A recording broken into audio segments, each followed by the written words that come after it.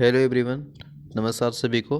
तो चलिए हम लोग हिस्ट्री देख रहे थे और हिस्ट्री में हम लोग मॉडर्न हिस्ट्री देख रहे थे, लेकिन आज के सेशन में हम लोग मिडिवल हिस्ट्री में इम्पोर्टेंट प्रीवियस ईयर के बारे में क्वेश्चन को एनालिसिस करेंगे। और ये दिल्ली सल्तनत में हम लोग देखेंगे आज।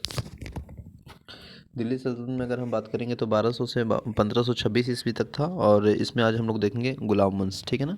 गुलाम वंश के बारे में देखेंगे और यहाँ से जितने भी क्वेश्चन पूछे गए हैं उन सब क्वेश्चन को एनालिसिस करेंगे। गुलाम वंश के बात करेंगे तो 1206 से 1290 ईस्वी तक था। इसके बाद फिर आया खिलजी वंश, इसके बाद फिर है तुगलक वंश, फिर सैयद वंश, इसके बाद फिर लोधी वंश, ठीक है ना। तो चलिए हम लोग प्रीवियस ईयर देखते हैं, ठीक है। क्वेश्चन नंबर फर्स्ट है, गुलाम वंश का संस्थापक कौन थे? तो गुलाम वंश के जो संस्थापक थे वह कुतुबुद्दीन ऐबक थे। Option number D right answer है। 1206 से 1290 ईस्वी तक दिल्ली सल्तनत में सुल्तान गुलाम वंश के सुल्तानों के नाम से विख्यात हुए, जिसका संस्थापक कुतुबुद्दीन ऐबक था। और यद्यपि वे वंश में नहीं थे, वे सभी तुर्क थे तथा उनके वंश पृथक पृथक थे।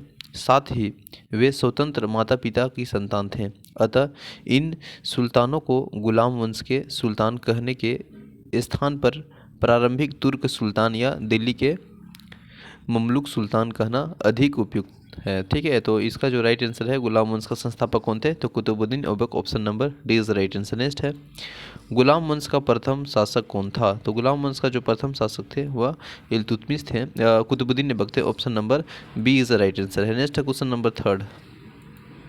क्वेश्चन नंबर थर्ड है, दिल्ली सल्तनत का कौन सा सुल्तान लाख बख्त के नाम से भी जाना जाता है? तो वह है Qutubuddin Aibak. Option number D is right answer है, ठीक है।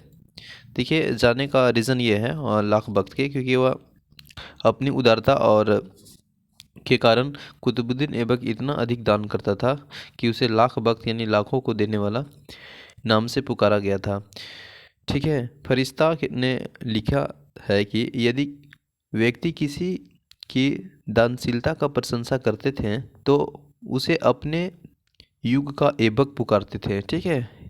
इसकी एक उपाधि कुरान खा भी था।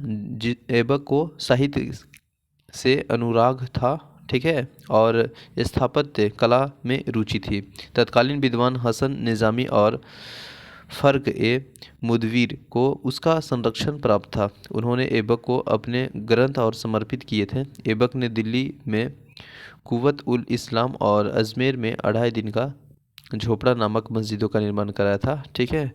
और उसने दिल्ली में स्थित कुतुब मीनार का निर्माण कार्य प्रारंभ किए, जिसे इल्तुतमिश ने पूरा करवाया था, ठीक है। तो इसका जो राइट आंसर है ऑप्शन नंबर डी हो जाएगा, ठीक है, कुतुबुद्दीन ऐबक। नेक्स्ट है क्वेश्चन नंबर 4, 2.5 दिन का झोपड़ा क्या है? तो यह एक मस्जिद है। Option number A is right answer है। निम्नलिखित में से किसने प्रसिद्ध कुतुब मीनार के निर्माण में योगदान नहीं था? तो देखिए, योगदान नहीं था, कुतुबुद्दीन ऐबक के था, इसके बाद इल्तुतमिश के भी था, फिरोज शाह तुगलक के भी था, ठीक है। मंजिला जो गिर गया था।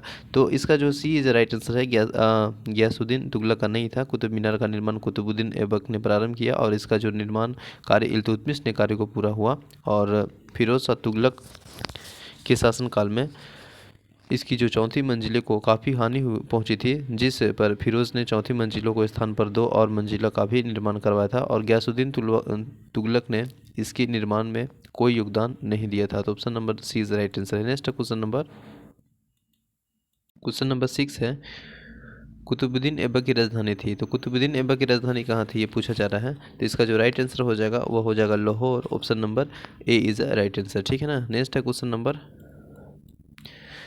सुल्तान कुतुबुद्दीन ऐबक की मृत्यु कैसे हुई थी? तो देखिए, सुल्तान कुतुबुद्दीन ऐबक की जो मृत्यु हुई थी वह हुई थी चौगान की क्रीड़ा के दौरान अश्व से गिरने के पश्चात उनकी मृत्यु हो गई थी, मतलब घोड़े के गिरने के पश्चात। Option number D is right answer हो जाएगा, ठीक है। कुतुबुद्दीन ऐबक की मृत्यु चौगान के खेल यानी आधुनिक पोलो के भांति के एक खेल है, जिसमें घोड़े से गिरने के कारण 1210 ईस्वी में इनकी मृत्यु लाहौर में मतलब हो जाती है और इसे लाहौर में दफनाया गया था, ठीक है। लाहौर में दफनाया गया था और उससे गुलाम वंश का संस्थापक माना जाता है। नेक्स्ट है, निम्नलिखित में से किसने दिल्ली के सल्तनत की राजधानी के रूप में स्थापित किया था? तो वह स्थापित किया था Iltutmish. Option number B is right answer. Next है क्वेश्चन नंबर 9 में देखिए, दिल्ली का वह प्रथम सुल्तान कौन था जिसने नियमित सिक्के जारी किया तथा दिल्ली को अपने साम्राज्य की राजधानी घोषित किया? तो वह थे आपका Iltutmish. Option number B is right answer. Next है क्वेश्चन नंबर 10, निम्नलिखित में से कौन सा इल्तुतमिश के राज्यकाल के सल्तनत की राजधानी थी? तो वह था आपका Delhi. Option number D is right answer. Next है, सल्तनत के निम्नलिखित सुल्तानों में से किसने सर्वप्रथम अपनी राजधानी दिल्ली स्थानांतरित की थी? तो वह किया था इल्तुतमिश ने। ऑप्शन नंबर सी। नेक्स्ट है, दिल्ली का प्रथम मुस्लिम शासक कौन था? दिल्ली का प्रथम मुस्लिम शासक कौन था? तो वह थे आपके Iltutmish. Option number B is right answer. Next है क्वेश्चन नंबर, गुलाम का गुलाम किसे कहा जाता है, कहा गया था? तो गुलाम का गुलाम इल्तुतमिश को कहा गया है। ऑप्शन नंबर डी, क्योंकि गुलाम का गुलाम इल्तुतमिश को कहा जाता है, मोहम्मद गौरी का गुलाम कुतुबुद्दीन ऐबक इल्तुतमिश को खरीदा था और ऐबक ने प्रारंभ में ही इसे सर ए जहांदार, ठीक ना, का महत्वपूर्ण पद दिया था और ऐबक ने अपनी पुत्री का विवाह इल्तुतमिश से किया था। ठीक है। नेक्स्ट है, निम्नलिखित में से कौन मध्यकालीन भारत का प्रथम महिला शासिका थी? तो यह कौन थी? आपका रजिया सुल्तान, जो कि option number A is the right answer है। नेक्स्ट है क्वेश्चन नंबर, मंगोलों के आक्रमणकारी चंगेज खां भारत के उत्तर पश्चिम सीमा पर निम्न में से किसके काल में आया था? तो वह जो आए थे वह आए थे आपका इल्तुतमिश के काल में, जो कि ऑप्शन नंबर नहीं, हाँ, मंगोलों के आक्रमण के चंगेज खां भारत के उत्तर पश्चिम सीमा पर निम्नलिखित में से किसके काल में आए थे? तो इसका जो राइट आंसर हो जाएगा वह हो जाएगा ऑप्शन नंबर बी इल्तुतमिश। ठीक है ना, B is the right answer हो जाएगा। नेक्स्ट है क्वेश्चन नंबर, इल्तुतमिश हो जाएगा, क्योंकि मंगोल का नेता जो चंगेज खां था वो भारत के उत्तर पश्चिमी सीमा के इल्तुतमिश के शासनकाल में आया था और चंगेज खां के प्रकोप और रक्षार्थ ख्वारिज्म शाह का एक पुत्र जो कि जलाउद्दीन मकबरनी सिंधु घाटी पहुंचा और संभवतः चंगेज खां ने इल्तुतमिश के पास अपने दूत भेजे थे और वह मकबरनी की सहायता न करें, अतः इल्तुतमिश ने इसकी कोई सहायता न की और जब मकबरनी 1224 ईस्वी में भारत में चला गया तो यह समस्या का समाधान हो गया था। नेक्स्ट है, दिल्ली का कौन सा सुल्तान मंगोल नेता चंगेज खां का समकालीन था? तो वह थे आपको Iltutmish. Option number A. Next है, किसके शासनकाल में मंगोल प्रथम बार सिंधु के तट पर देखे गए? तो वह थे आपका Iltutmish. Option number B. Next है, चंगेज खां के अधीन मंगोलों ने भारत पर आक्रमण किए थे?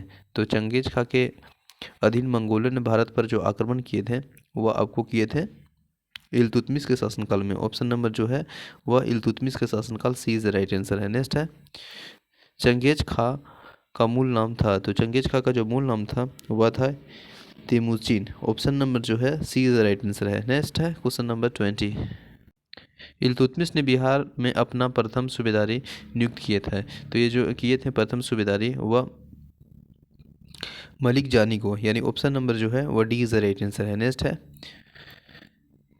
रजिया बेगम की सताच्युत करने में किसका हाथ था? तो वह जो हाथ था वह था तुर्कों का। Option number C is right answer है। ठीक है। नेक्स्ट है, दिल्ली के सुल्तान बलवंत का पूरा नाम बलवंत था? तो ये पूरा नाम पूछा जा रहा था, जो कि था Ghiyasuddin Balwant. Option number C is right answer हो जाएगा। ठीक है, सुल्तान बलवंत का पूरा नाम गयासुद्दीन बलवंत था और बलवंत ने 1266 से 1287 ईस्वी तक सुल्तान के रूप में सल्तनत की बागडोर संभाली और उसने वो उलुग खां के नाम से भी जाना जाता है और उसका वास्तविक नाम बहाउद्दीन था और इल्तुतमिश की भांति वह भी इलबरनी तुर्क था। नेक्स्ट है, दिल्ली के किस सुल्तान के विषय में कहा गया है कि उसने रक्त और लौ की नीति अपनाई थी? तो वह कहा गया है बलवंत के बारे में, जो कि option number B is right answer है।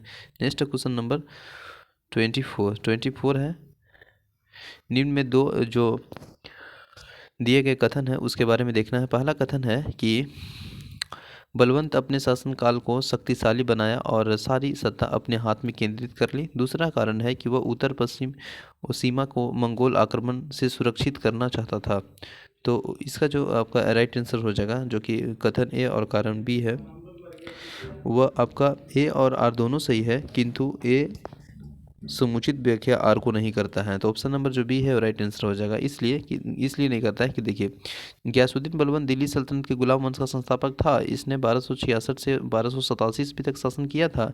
इसने सम्राट के पद को देवतीय घोषित कर सारी सत्ता अपने हाथ में केंद्रित कर ली थी। इसने सिजदा और पाबोस प्रथा की शुरुआत भी की थी और बलवंत मंगोलों के आक्रमण की रोकथाम करने के उद्देश्य से उत्तर पश्चिम सीमा पर दृढ़ दुर्गों का निर्माण कराया था। इस प्रकार ए और आर दोनों सही हैं, परंतु आर ए का सही व्याख्या नहीं करता है। नेक्स्ट है, अपनी शक्ति को सम्मिलित करने के बाद बलवंत ने भय उपाधि धारण की थी? तो वह जो उपाधि धारण की थी वह थी जिले इलाही, जो कि option number C is right answer है। नेक्स्ट क्वेश्चन नंबर 26 देख लेते हैं। बलवंत ने फारस में लोक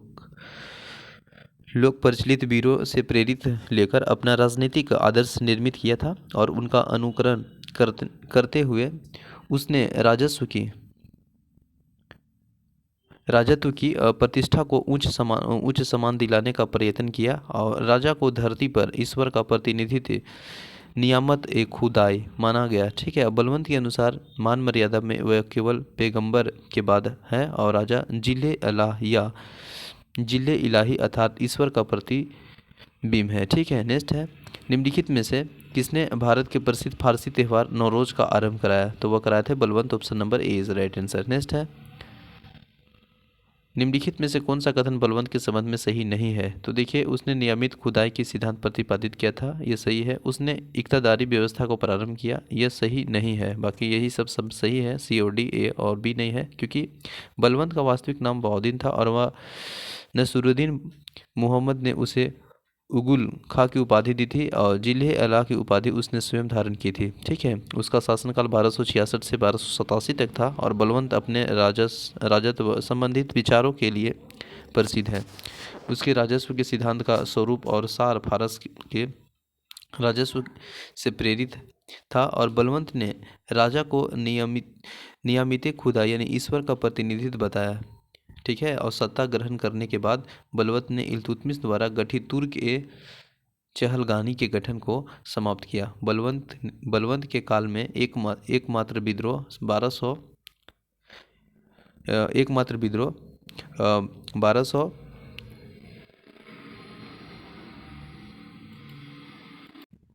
बलवंत के काल में एकमात्र विद्रोह 1289 ईस्वी में हुआ था और बंगाल के सूबेदार तुगरिल खां ने किया था। ठीक है, जिसने बलवंत के दरबार और विद्रोहियों को मृत्यु दंड दिया था। ठीक है, इक्तादारी व्यवस्था का परिचय बलवंत नहीं बल्कि इल्तुतमिश ने किया था। ठीक है, तो इस तरह से ऑप्शन नंबर इसका जो है वो राइट हो जाएगा बी, क्योंकि यह सही नहीं है, बाकी सभी सही था। नेक्स्ट है क्वेश्चन नंबर 28 लास्ट प्रश्न है। इसमें क्या है कि निम्नलिखित सुल्तानों में से किसने गढ़मुक्तेश्वर की मस्जिद दीवारों पर अपने शिलालेख में स्वयं को खलीफा का सहायक कहा? तो स्वयं को खलीफा का जो सहायक कहा वह बलवंत है, जो कि option number A is right answer है। नेक्स्ट है क्वेश्चन नंबर, अब नेक्स्ट देखेंगे हम लोग।